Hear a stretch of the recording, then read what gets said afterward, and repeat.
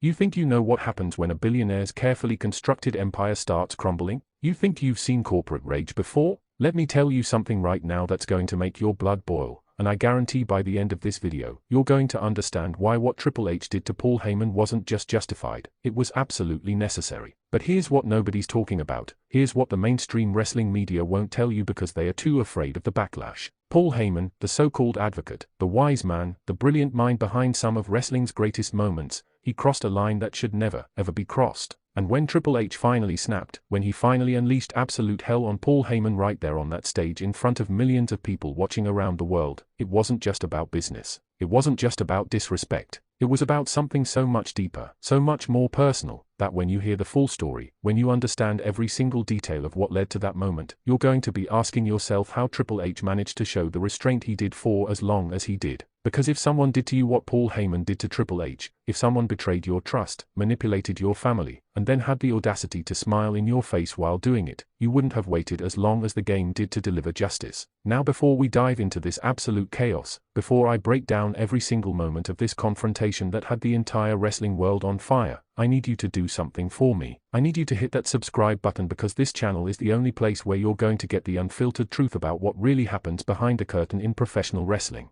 We don't sugarcoat things here. We don't play politics with the truth. And after you subscribe, I want you to leave a comment right now telling me if you think Triple H went too far or if Paul Heyman had this coming for years. Because trust me, by the time we're done here, you're going to have a strong opinion one way or the other, and I want to hear it. So let's set the stage for what might be the most intense, most personal, most explosive confrontation in recent wrestling history. Triple H, the cerebral assassin, the King of Kings, the man who literally built NXT from the ground up and transformed it into a wrestling paradise where talent actually mattered more than politics. The man who married into the McMahon family and proved every single doubter wrong by showing that he wasn't just riding Vince's coattails but was actually a visionary leader who understood this business on a level that most people never will. And then you have Paul Heyman, the mad scientist of professional wrestling, the advocate for Brock Lesnar, the special counsel to Roman Reigns, the man whose silver tongue has talked his way out of more dangerous situations than anyone else in this industry. These two men, both brilliant minds, both master manipulators in their own right, both understanding the psychology of wrestling better than 99% of everyone who's ever stepped foot in a ring. And when these two forces collide, when these two egos clash, when these two brilliant strategists go to war, you better believe that something explosive is going to happen. But what triggered this? What could possibly push Triple H, a man known for his cool, calculated demeanor in his executive role, a man who prides himself on being the level-headed leader that WWE needs in this new era? What could push him to completely lose control and unleash absolute fury on Paul Heyman in front of the entire world? Well, it starts weeks before that fateful night. It starts with Roman Reigns, the tribal chief, the head of the table, the undisputed WWE Universal Champion who had been running roughshod over the entire company for years. And standing right next to Roman through all of it was Paul Heyman, whispering in his ear, stroking his ego, enabling every single controversial decision, every political move, every instance of Roman putting his thumb on the scale to maintain his position at the top of the mountain. Now, Triple H, in his role as Chief Content Officer, is trying to build something different. He's trying to create an environment where the best wrestlers get the best opportunities, where politics takes a backseat to talent, where the fans actually get what they want instead of being force-fed the same tired narratives over and over again. And Paul Heyman? Paul Heyman sees this as a threat, because Paul Heyman has built his entire legacy on being the guy behind the guy, on being the mastermind who pulls the strings, on being the political operator who ensures his client stays on top regardless of what anyone else wants. So you've got this fundamental clash of philosophies happening behind the scenes. Triple H wants to revolutionize WWE and bring it into a new golden age. Paul Heyman wants to protect his position of power and keep his meal ticket, Roman Reigns, firmly planted at the top of the card no matter what. And for months, there's this tension building. Triple H makes decisions about storylines, about pushes, about who gets opportunities, and Paul Heyman is working behind the scenes, going directly to talent, planting seeds of doubt, questioning Triple H's vision, and basically undermining everything the game is trying to accomplish. But it gets worse. See, Paul Heyman starts playing a dangerous game. He starts manipulating situations to make Triple H look bad. There are reports leaking to dirt sheets about backstage chaos, about talent being unhappy with the new creative direction, about wrestlers feeling like Triple H is playing favorites with his NXT guys. And where are these reports coming from? Multiple sources have indicated that Paul Heyman, with his decades of connections in wrestling media, was the one feeding these stories, carefully crafting a narrative that painted Triple H as someone who was in over his head, someone who didn't understand the main roster the way he understood NXT, someone who was going to drive WWE into the ground with his vision. Can you imagine that? Can you imagine working your tail off to build something special, to create opportunities for talented people, to give fans what they actually want, and having someone actively sabotaging you from the inside, using their media connections to destroy your reputation? And Triple H knows what's happening. He's not stupid. The man didn't become one of the greatest wrestlers of all time and a successful executive by being naive. He sees the game Paul Heyman is playing, but he's trying to be professional about it. He's trying to take the high road. He's having private conversations with Paul, trying to find common ground, trying to explain that there's room for everyone to succeed in this new era of WWE, that Paul Heyman's brilliance can still shine without needing to engage in corporate backstabbing. But Paul Heyman isn't listening. Or maybe he's listening but he doesn't care, because in Paul Heyman's mind, there can only be one king, and he's determined to make sure that when the dust settles, people remember him as the genius who outlasted everyone, including Triple H. Then comes the breaking point. Triple H is planning a major storyline shift, something that's going to elevate new talent, create fresh matchups, and give the fans something they've been begging for. It's a beautiful piece of creative, the kind of long-term storytelling that made NXT so special. Multiple wrestlers are involved, the pieces are in place, and it's scheduled to kick off on the upcoming premium live event. But then, the night before the show, Roman Reigns suddenly has creative concerns. Out of nowhere, the tribal chief is refusing to participate in the angle the way it's been laid out. He wants changes, significant changes, changes that would completely derail the entire story and frankly make no sense from a narrative perspective. And who's standing right there next to Roman during these discussions? Who's whispering in the tribal chief's ear, convincing him that this storyline doesn't serve him properly, that he needs to protect his character, that Triple H is trying to diminish his reign? That's right, Paul Heyman, playing the role of the loyal advocate while simultaneously sabotaging months of creative planning. Triple H finds himself in an impossible position. The show is tomorrow. He can't completely rebuild the storyline overnight, and Roman Reigns, backed by Paul Heyman, is refusing to cooperate unless Triple H completely rewrites everything to center around Roman in a way that frankly goes against everything the new creative direction is supposed to represent. So Triple H has to make a choice. Does he cave to the politics, give Roman and Paul what they want, and undermine his own authority, or does he stand firm, risk a major confrontation, and potentially create backstage chaos the night before a massive show? In that moment, Triple H decides he's not playing this game anymore. He's not negotiating with someone who's actively working to undermine him. He's done being the patient executive trying to manage egos. It's time for the game to come back out, and trust me, when Triple H taps into that part of himself, when the cerebral assassin emerges from behind the corporate suit, someone's going to get hurt. The next day arrives, and Triple H makes it clear that he wants Paul Heyman on stage during a segment. Not Roman, just Paul. And Paul, probably thinking he's being brought out for some standard advocate promo, probably feeling pretty confident that he's won this political battle, he walks out there with that smug smile on his face.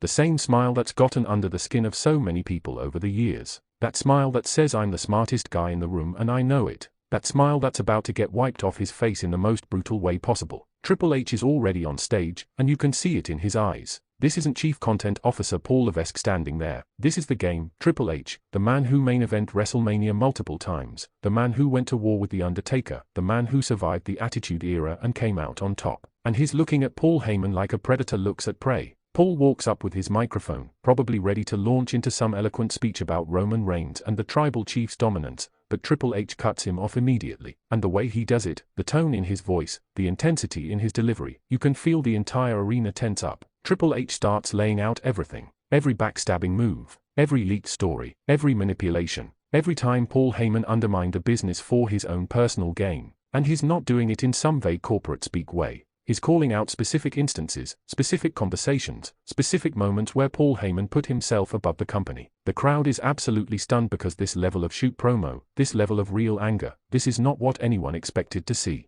This is uncomfortable. This is real. This is a man who has reached his absolute breaking point and doesn't care anymore about maintaining the fake it. Paul Heyman, to his credit, tries to respond. He tries to use his verbal skills to talk his way out of this situation the way he's talked his way out of 1,000 situations before. He starts with flattery, praising Triple H's accomplishments, acknowledging his vision for WWE, trying to smooth things over with his legendary gift of gab. But Triple H isn't having it. He steps closer to Paul Heyman, getting right in his face, and you can see Paul starting to realize that he's not talking his way out of this one. The game is done listening to empty words and silver-tongued manipulations. And that's when Triple H delivers the verbal knockout punch. He tells Paul Heyman that he's done in WWE, that his services are no longer required, that his backstage politicking and his manipulation and his toxic influence are being removed from the company effective immediately. The crowd erupts, half of them cheering because they've wanted to see Paul Heyman get his comeuppance for years, half of them shocked that Triple H is actually doing this on live television.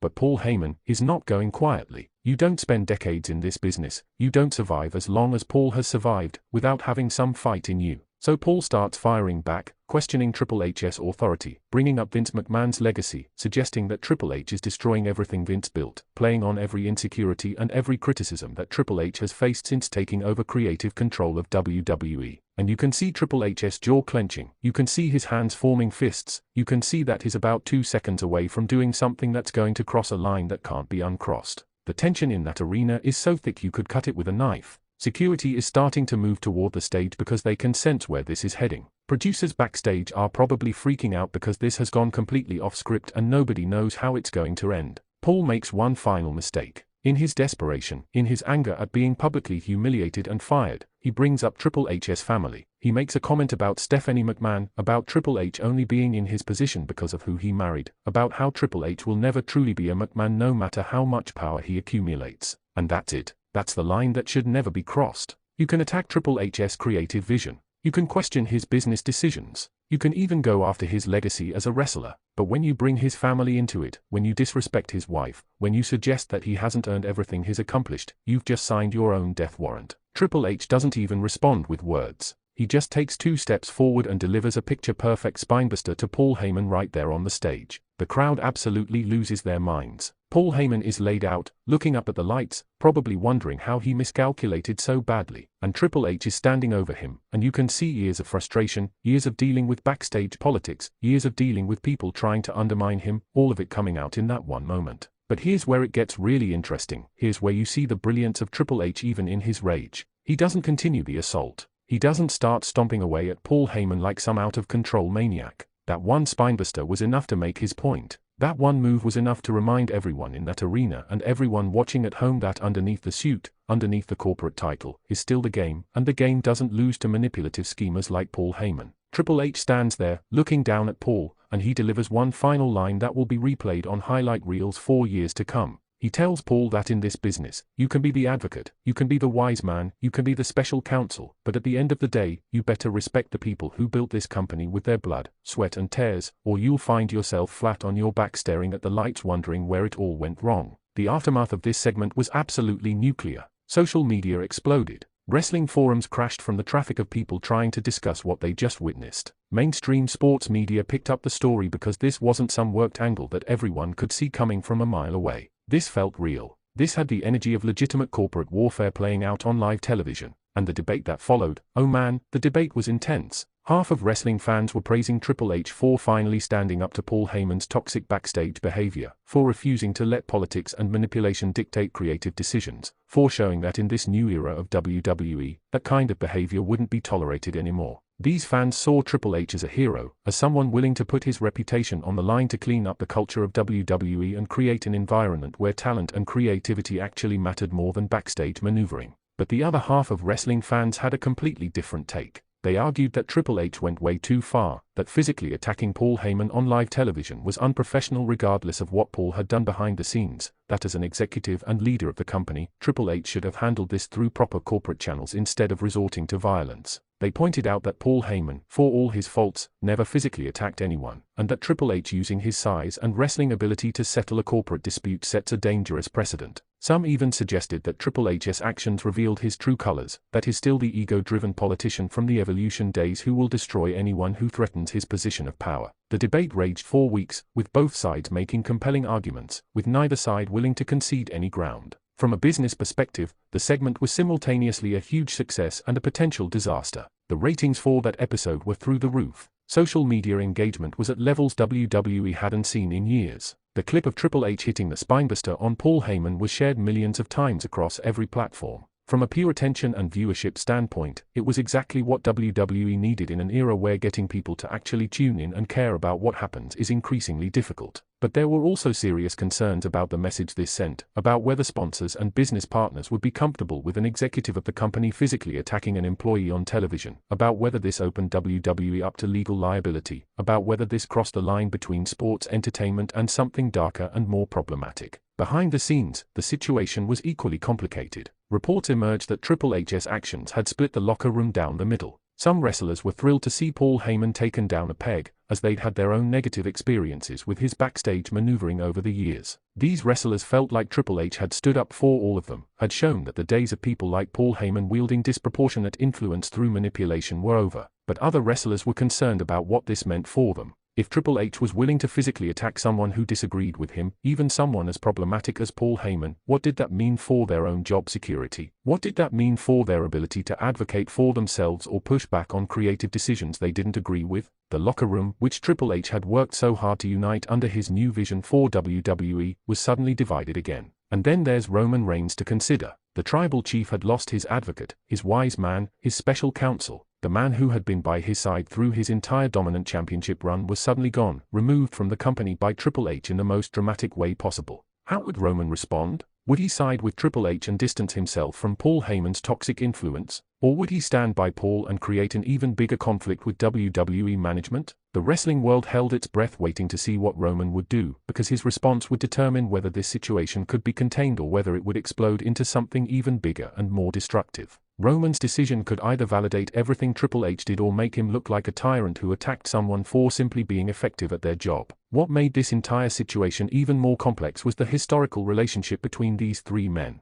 Triple H and Paul Heyman had known each other for decades. They'd worked together during ECW's brief period of national exposure. They'd crossed paths throughout the Attitude Era. They had mutual respect for each other's minds for the business, even if they didn't always see eye to eye on how things should be done. And Roman Reigns, he'd been handpicked by WWE to be the face of the company long before Triple H took over creative control. Triple H himself had been part of the decision-making process that positioned Roman as the top guy. So there were layers of history, layers of professional relationships, layers of personal dynamics that all fed into this explosive confrontation. This wasn't just a random executive firing a random employee. This was a complicated web of relationships, ambitions, egos and visions for what WWE should be, all colliding in the most spectacular and destructive way possible. In the days following the segment, Triple H addressed the WWE Universe through a carefully crafted statement that attempted to explain his actions without apologizing for them. He acknowledged that his response was extreme, that physically confronting Paul Heyman wasn't the ideal way to handle a corporate dispute.